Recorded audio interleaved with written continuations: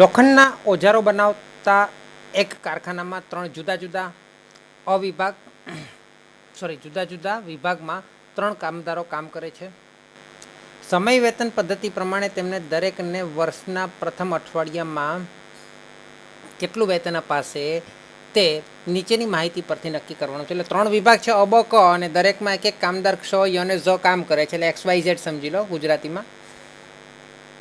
હવે અઠવાડિયાના કામના કલાકો તો 50 150 મતલબ ખરેખર લીધેલ સમય છે. એટલે એમણે લીધેલ સમય 50 કલાક, 45 કલાક અને 54 કલાક છે. કલાક દીઠ વેતન દર રૂપિયા આપેલા છે, 2 રૂપિયા, 2.5 રૂપિયા અને 2 રૂપિયા ને 25 પૈસા. અઠવાડિયામાં કોઈ પણ વિભાગમાં કોઈ પણ કામદાર 48 કલાકથી વધુ કામ કરે તો તેને સામાન્ય દરથી બમણા દરે ઓવરટાઈમ ચૂકવવામાં આવે છે. એટલે અહીંયા વધારે સમય કામ કરે તોની વાત છે. હવે અઠવાડિયામાં વધારે સમયે ભાઈ શા માટે કામ કરવાનો?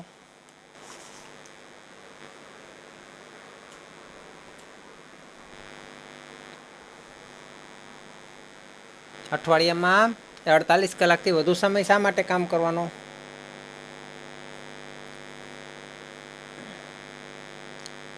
ચલો પહેલાં તો આપણે ક્ષ, ય અને ઝ ત્રણેય માટે વેતન દર જે રૂપિયામાં આપેલા છે એટલે એ પ્રમાણે આપણે એનું હાલનું વેજીસ એટલે કે હાલનું વેતન શોધી કાઢીએ. સમય વેતન, બરાબર. તો સમય વેતન શું આવશે? ક્ષ, ય અને ઝ માટે. તો સમય વેતન ટાઈમ વેજીસ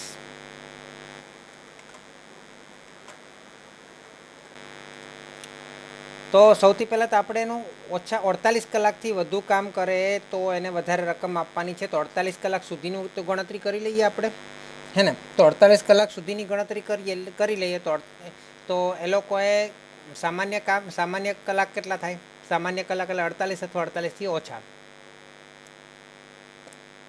સામાન્ય કલાક 50 છે એટલે 48 એમાંથી આવશે, અને 2 કલાક જે છે તે અસામાન્ય કલાક ગણાય, કારણ કે વધારાના કલાક છે. 45 છે એટલે એને 48 સુધી પહોંચતો જ નથી ભાઈ. અને ઝેડના 54 છે એટલે 48 કલાક તો ખરા, અને વધારાના 6 કલાક છે તે અલગથી આપણે અસામાન્ય કામના કલાક એટલે કે ઓવર ટાઈમ ગણાય એને વધારાના. 48 કલાક તો કરવાનું જ છે એટલે તો સામાન્ય કલાક થયા. હવે સામાન્ય કલાક માટે સામાન્ય વેતન દર તો લાગવાનું જ છે. વેતન દર કેટલું છે સામાન્ય? અહીંયા 2 રૂપિયા, અહીંયા 2.5 રૂપિયા અને અહીંયા 2.25. સામાન્ય વેતન દર 2 રૂપિયા, 2.5 રૂપિયા અને 2.25. ચલો આનો ગુણાકાર કરો એટલે એનું વેતન મળશે આપણને. સમય વેતન, ટાઈમ વેજીસ. બોલો કેટલો આવશે ગુણાકાર?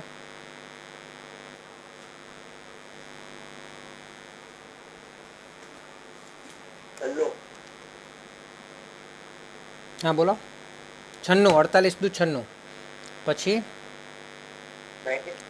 45 દુ 90 અને 45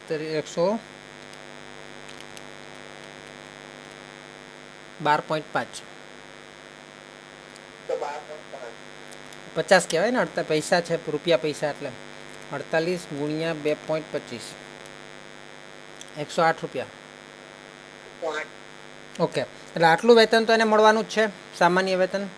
પ્લસ એને વધારાના કામનું, ઓવર ટાઈમનું વધારાનું બોનસ મળવું જોઈએ. એને ઓવર ટાઈમ કહેવાય. તો ઓવર ટાઈમનો આપણે કેટલા કલાક એને વાપર્યો?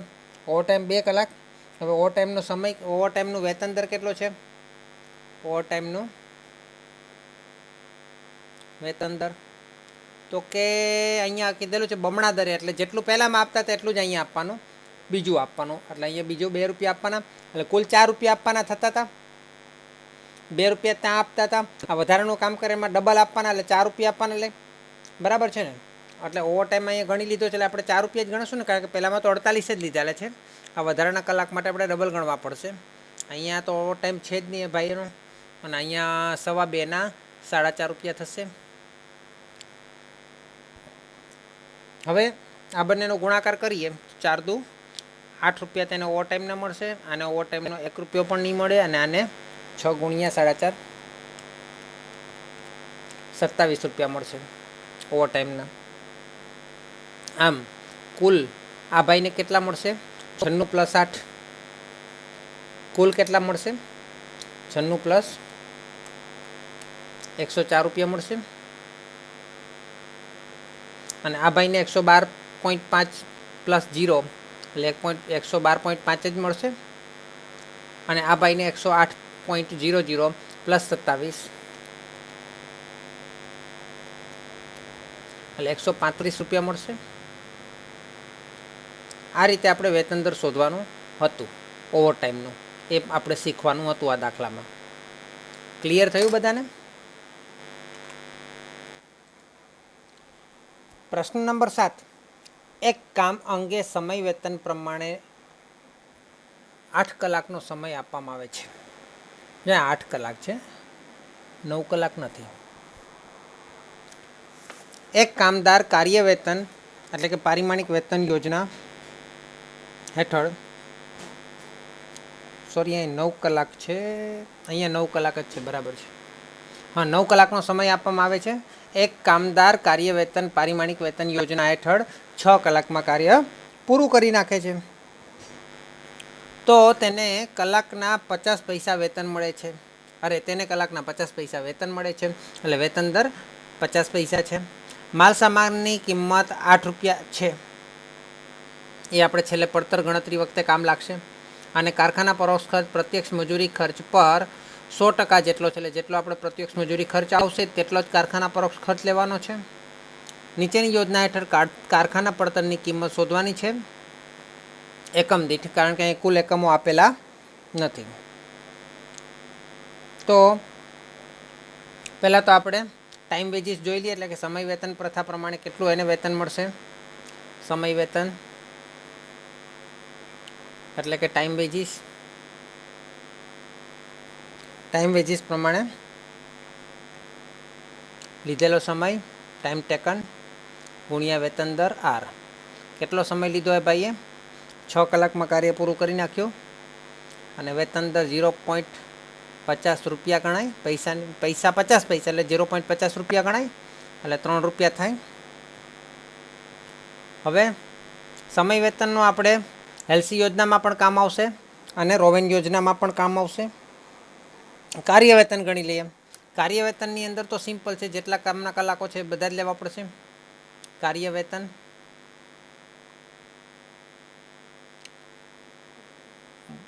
ટાસ્ક વેજીસ અથવા તો વર્ક વેજીસ બરાબર ટાઈમ ગીવન અથવા તો ટાઈમ એલાઉડ ગુણ્યા રેટ.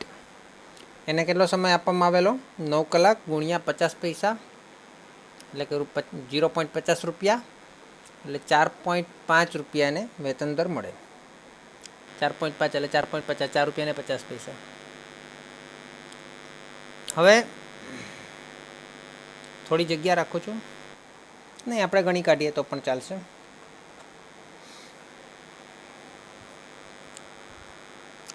એલસી યોજનાની વાત કરીએ. એ મુજબ જેનું વેતન છે તો છે જ, એનો જે વેજીસ છે તે તો છે જ, ટાઈમ વેજીસ બરાબર છે. પ્લસ એને બોનસ આપવાનું છે. બોનસ કઈ રીતે આપવાનું છે? 1/2 અથવા તો 50%. 50% પણ લખી શકાય. ટાઈમ ટેકન, ટાઈમ સેવડ બચાવેલ સમય ગુણ્યા રેટ. એને તો એનું 3 રૂપિયા તો મળેલ છે જ, પ્લસ બચાવેલ સમય એની પાસે જો 9 કલાકનો સમય આપવામાં આવેલો, એમાંથી 6 કલાકમાં કાર્ય પૂરું કરી નાખ્યું, એટલે 3 કલાક સમય બચાવ્યો. 0.50 રૂપિયા એટલે 0.50 ગુણ્યા 3 કરશું એટલે 1.5 આવશે, અને 1.5 ગુણ્યા પાછા અડધો કરશું એટલે 0.75 પૈસા આવશે. એટલે બોનસને આપણે ઉમેરીશું એટલે 3.75 એને એલસી યોજના મુજબ મળશે. અને રોવેન યોજનાની વાત કરીએ. રોવેન યોજના, એની અંદર પણ ટાઈમ વેજીસ તો એને આપવાનું જ છે, પ્લસ એને બોનસ આપવાનું છે. બોનસની ગણતરી માટે આપણે શું કરશું? ફરીથી ટાઈમ વેજીસ ગુણ્યા એનો દર એટલે એનો ગુણોત્તર લેવાનો છે. એને કેટલો સમય આપણે એને આપેલો અને કેટલો સમય ભાઈએ બચાવેલો. એટલે ટાઈમ વેજીસ તો એને 3 રૂપિયા મળે જ છે, પ્લસ એ 3 ગુણ્યા કેટલા સમયમાંથી તેણે કેટલો સમય બચાવ્યો એ જોવાનું છે. જ્યારે પહેલાંમાં સીધું 50% જ લઈ લીધું, આમાં 50% નહીં પણ કેટલા સમયમાંથી કેટલો બચાવ્યો, એટલે 9 કલાકમાંથી તેણે 3 કલાક બચાવ્યા. એટલે 3 × 9 / 9 એટલે 1 રૂપિયો થઈ જશે, એટલે એને 4 રૂપિયા મળશે. આ થઈ આપણી વેતનની ગણતરી. એ તદુપરાંત આપણને માલસામાનની કિંમત આપેલી છે, કારખાના પરોક્ષ ખર્ચા આપેલા છે, અને આપણે કારખાના પડતર શોધવાની છે. તો માલસામાન અને મજૂરીની ગણતરી થાય એટલે આપણને પ્રાથમિક પડતર મળે, અને પ્રાથમિક પડતરમાં આપણે કારખાનાના ખર્ચા એટલે કે કારખાનાના પરોક્ષ ખર્ચા ઉમેરીએ એટલે આપણને કારખાના પરોક્ષ ખર્ચ મળે. આપણે સ્ટ્રક્ચર જરા જોઈ લઈએ. પહેલું આવશે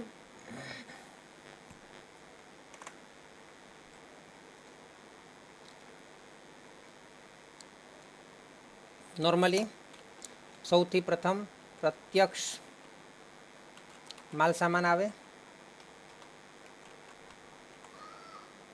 પ્રત્યક્ષ માલ સામાન આવ્યા પછી એમાં પ્લસ થશે પ્રત્યક્ષ મજૂરી,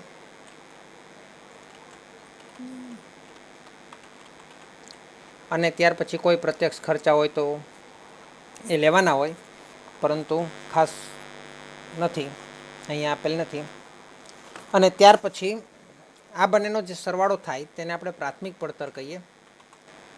શું કહીએ? પ્રાથમિક પડતર.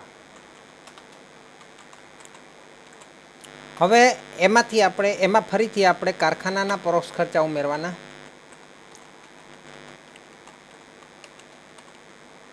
પરોક્ષ ખર્ચા એટલે જે પ્રત્યક્ષ નથી તેવા પરોક્ષ ખર્ચા, ડાયરેક્ટ નથી તે ઇનડાયરેક્ટ ખર્ચા છે, જ્યાં મોટાભાગે આપણે નફા નુકસાનમાં લખતા હોઈએ. તો કારખાના પરોક્ષ ખર્ચમાં ઉમેરીએ એટલે આપણને હવે જે પડતર મળે તે કઈ પડતર ગણાશે? કારખાના પડતર ગણાશે. શું ગણાશે? કારખાના પડતર. ક્લિયર? તો પ્રત્યક્ષ માલસામાન માટે આપણને કીધેલું માલસામાનની કિંમત 8 રૂપિયા છે. માલસામાનની કિંમત 8 રૂપિયા હું લખું છું. પછી પ્રત્યક્ષ મજૂરીમાં આપણે શોધી કાઢીએ છીએ 4 અલગ અલગ ચીજ, 4 અલગ અલગ રકમ. તો એ આપણે જોઈ લઈએ. માનો કે આપણે સમય વેતન પ્રમાણે જોઈએ તો 3 રૂપિયા છે. એટલે આપણને પ્રાથમિક પડતર કેટલી થશે? પ્રાથમિક પડતર આપણી થશે 8 + 3 11 રૂપિયા.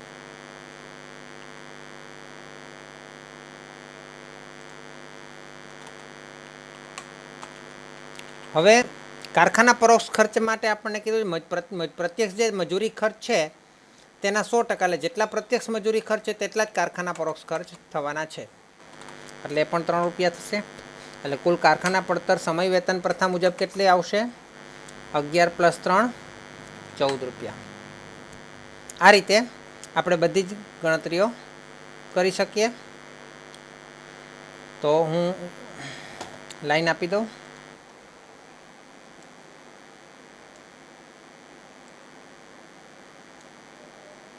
અહીંયા આપણને કારખાના પડતર મળી જશે છેલ્લી રોમાં, એટલે આપણો જવાબ આવી જશે. આ પહેલું આપણે જે કર્યું તે સમય વેતન પ્રથા પ્રમાણે, પછી આપણે કરીએ કાર્ય વેતન પ્રથા પ્રમાણે, પછી આપણે કરીએ હેલ્સી યોજના પ્રમાણે, અને ત્યારબાદ આપણે ગણતરી કરીએ રોવાઈન યોજના પ્રમાણે. ઠીક છે? તો આપણે ગણ્યું ટાઈમ વેજીસ પ્રમાણે ગણ્યું. ત્યાર પછી આપણે જે ગણવાનું છે તે કાર્ય વેતન, વર્ક વેજીસ, પછી હેલ્સી યોજના, પછી રોવાઈન યોજના. ઓકે? તો પ્રત્યક્ષ માલ સામાન, જો બધાની અંદર પ્રત્યક્ષ માલ સામાન તો 8 રૂપિયા જ રહેવાનો છે. હવે હું ઇંગ્લિશમાં લખું છું.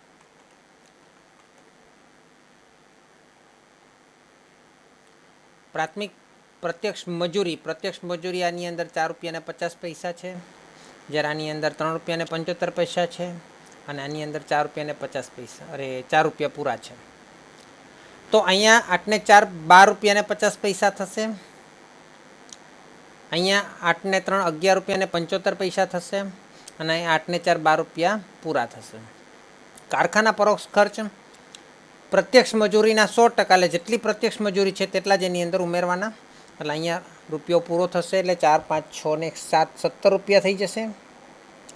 અહીંયા 75 દુ 150, સોરી, અહીંયા બીજા 3.75 ઉમેરવાના, એટલે 75 દુ 150, એટલે એક બચશે, એકને એક 2 3 4 5 અને 1 એટલે 15 રૂપિયા ને 50 પૈસા થશે.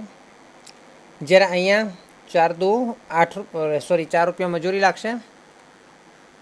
મજૂરી જેટલા કારખાના પરોક્ષ ખર્ચ છે એટલે 12 ને 4 16 રૂપિયા રોવેન યોજના મુજબ મળશે. તો આ થયો દાખલો પૂરો. ચલો આ એક પ્રશ્ન જોઈ લઈએ. હવે પ્રશ્ન નંબર 8. નીચેની વિગતો પરથી ટેલરની ભિન્ન વેતન દરની પદ્ધતિ મુજબ ક્ષ અને યનું કામદારનું કુલ વેતન તથા એકમ દીઠ મજૂરી પડતર શોધો. હવે ટેલરની વાત કરી છે તો ટેલરની મેં તમને અગાઉ વાત કરી ગઈકાલે તેમ ટેલર જે છે તે એમ કહે છે કે આમાં કોઈ જ પ્રકારના બોનસની જરૂર નથી. આપણે બોનસ તમે ફક્ત એના જો કલાકો એનો જે કામનું પ્રમાણ જે છે એ વધે ત્યાર પછી એને એકમ દીઠ જે આપણે રેશિયો આપતા હોય એકમ દીઠ દર એ વધારે આપવાનો હે ને, અને ઓછું હોય તો તેને ઓછો આપવાનો. બરાબર ને. તો આપણે પહેલાં જોઈએ પ્રમાણ સમય એટલે સ્ટાન્ડર્ડ ટાઈમ શું આપેલો છે, એટલે ટાઈમ એલાઉડ પણ એને જ કહેવાય. તો સ્ટાન્ડર્ડ ટાઈમ એટલે કલાક સમય શું આપેલો છે 100 એકમો. દર કલાકે 100 એકમો બને છે પ્રમાણ સમય હે ને. અને સામાન્ય વેતન દર શું આપેલો છે 2 રૂપિયા પ્રતિ કલાક. એટલે દર કલાકે 100 એકમો બને 2 રૂપિયા પ્રતિ કલાક. એટલે 100 એકમો બનવા માટે 2 કલાક લાગે છે. એટલે આમ ગણી શકાય, સોરી 2 રૂપિયા મળે છે. એટલે 100 એકમો બનવા માટે 2 રૂપિયા મળે છે. તો આમ હજુ એક એકમની પણ ગણતરી કરી શકાય કે એક એકમ બનવા માટે કેટલા રૂપિયા મળે. ગણતરી કરવી હોય તો કરી શકાય. તો ગણતરી શું આવશે 2/100 રૂપિયા હે ને. ચાલો.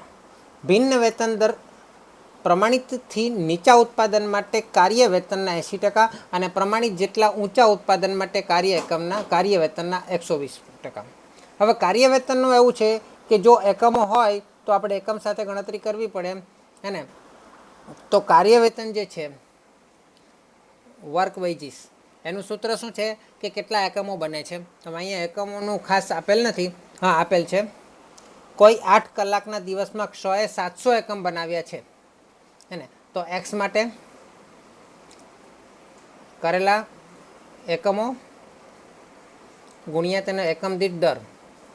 એકમ દીઠ દર આવે, ત્યાં સમય વેતન નથી, કાર્ય વેતન છે એટલે એકમ દીઠ વેતન દર. તો એક્સ માટે 700 એકમો બનાવે છે ને એકમ દીઠ એક એકમનો વેતન દર કેટલો આવ્યો આપણો 2/100. એટલે 700 7 દુ 14 રૂપિયા થશે તેનું કાર્ય વેતન. અને વાયનું કેટલું થશે એટલે વાય એટલે તો એ 800 એકમનું ઉત્પાદન કર્યું છે. તો 700 એકમો ગુણ્યા 2/100 બરાબર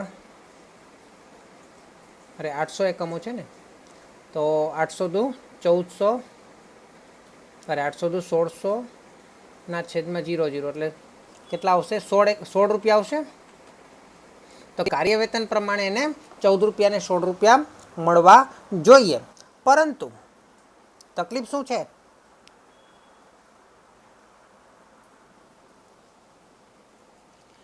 પ્રમાણિત કામ કેટલું છે દર કલાકે 100 એકમો. એટલે એનો અર્થ એમ કે એને કેટલા કલાક આપવામાં આવ્યા 8 કલાક. તો 8 કલાક પ્રમાણે કેટલા કામ થવું જોઈએ દર કલાકે 100 એકમો થવા જોઈએ. તો 800 એકમો થવા જોઈએ. હવે ક્ષ અને યની વાત કરો જોઈએ. અહીંયા 900 એકમો છે, મારી મિસ્ટેક છે. અહીંયા બી મારી મિસ્ટેક છે. અહીંયા છે ને આપણને 8 અને 9 બંને આની અંદર બહુ નાના અક્ષરને આપણે મોટા કર્યા ને એટલે આ તકલીફ પડે છે. 900 એકમ છે એટલે 900 ગુણ્યા 2/100 એટલે 9 દુ 18 રૂપિયા થશે. નોર્મલ પદ્ધતિ મુજબ જોઈએ તો કાર્ય વેતન પ્રમાણે 114 અને યને 18 રૂપિયા મળે. પરંતુ ટેલરના મત મુજબ 8 કલાક એનું જે કાર્ય છે એ 8 કલાક કરવાનું છે અને 8 કલાક પ્રમાણે 100 એકમો બનવા જોઈએ. એટલે 800 એકમો બનવા જોઈએ. 800 એકમ બનાવે નહીં તો કોઈ માણસ ધીમો હોય, બરાબર છે, તો ધીમો હોવાને કારણે તેને આ માણસ જે છે એને ધીમું કામ કર્યું અને 700 જ એકમો બનાવ્યા છે એને. જ્યારે વાય એ શું કર્યું 800 એકમો તો બનાવ્યા જ છે, એ ઉપરાંત બીજા 100 એકમો બનાવ્યા, કુલ 900 એકમ બનાવેલા છે. જુઓ તમે હે ને. એટલે કુલ 900 એકમ બનાવેલા છે. એટલે 900 એકમ બનાવેલ હોવાથી એણે જેણે ઓછું કામ કર્યું છે, લેવલ કરતાં ઓછું કામ કર્યું છે, તેને ઓછા દરે વેતન મળશે. તો એને કેટલા દરે વેતન મળશે? કાર્ય વેતનના 80% એટલે એને કાર્ય વેતન કેટલું થયું? 14 રૂપિયા થયા. એના 80% મળશે. તો 14 રૂપિયા ગુણ્યા 80% કરો.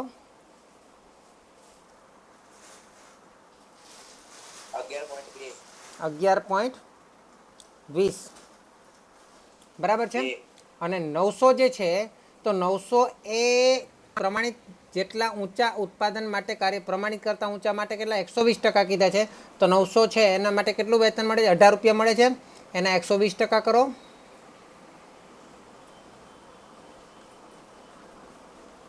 21.6 મળવા જોઈએ, એટલે કે 60 પૈસા મળવા જોઈએ. પરંતુ હવે આ એની ખરેખર કુલ મજૂરી થાય છે 11 રૂપિયા 20 પૈસા અને 21 રૂપિયા 60 પૈસા. પરંતુ એકમ દીઠ મજૂરી કેટલી થાય? અહીંયા 700 એકમોનું કામ કર્યું તો એને એકમ દીઠ મજૂરી ખર્ચ કેટલો એ પણ આપણને પ્રશ્નમાં પૂછેલ છે. શું પૂછેલ છે? એકમ દીઠ મજૂરીની પડતર શોધો. તો 100 માટે એકમ દીઠ મજૂરીની પડતર કેટલી? એને કુલ કેટલા રૂપિયા ચૂકવવા પડ્યા? 11 રૂપિયા 20 પૈસા. કેટલા એકમોના ઉત્પાદન માટે? 700 એકમોના ઉત્પાદન માટે. હે ને? 700 એકમોના ઉત્પાદન માટે 11 રૂપિયા 20 ચૂકવવા પડ્યા. તો એક એકમના ઉત્પાદન માટે કેટલા? ભાગાકાર કરો.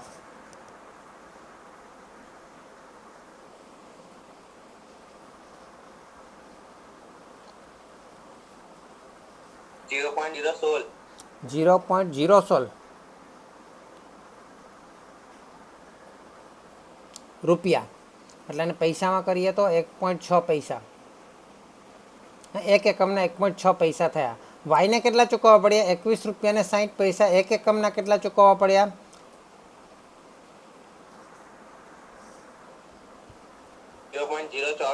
0.024 રૂપિયા, એટલે કે 2.4 પૈસા. આ એની કુલ એકમ દીઠ પડતર થઈ મજૂરીની, કે એક એકમ પ્રમાણે વાયને 2.4 પૈસા આપવાના થયા, જ્યારે એક એકમ પ્રમાણે એક્સને 1.6 પૈસા જ આપણે આપ્યા છીએ, કારણ કે ભાઈ ધીમું કામ કરતો હતો અને વાય જે છે તે ઝડપથી કામ કરતો હતો. ક્લિયર થયું? એટલે એને વધારે કામ કર્યું એટલે વધારે રૂપિયા મળે. ક્લિયર ને એકદમ?